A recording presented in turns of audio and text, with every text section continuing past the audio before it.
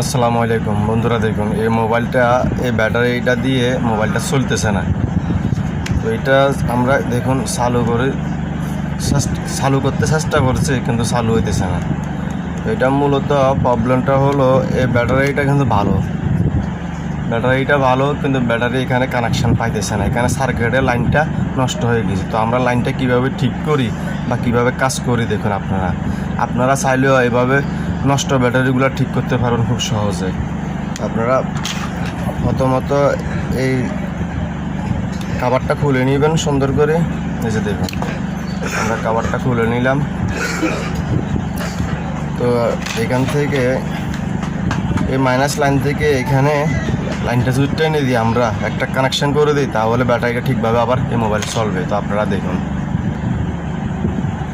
আমরা এরকম একটা তার দিয়ে লাইনটা টেনে দিব।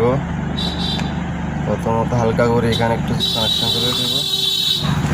আপনারা কানেকশান দিবার সময় অতিরিক্ত লিড ব্যবহার করবেন না, তাহলে কাভারটা বসাইতে খুবই অসুবিধা হয়ে যেতে পারে।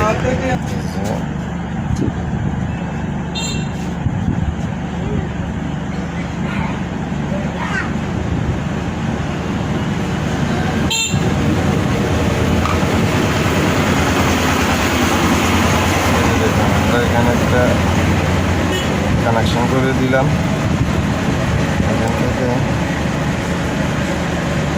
এরপর মোবাইল লাগাই দেখবো আমরা।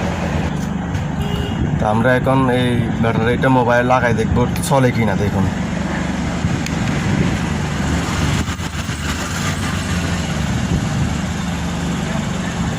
দেখুন আলহামদুলিল্লাহ আমাদের ব্যাটারির কাজটা হয়ে গেছে।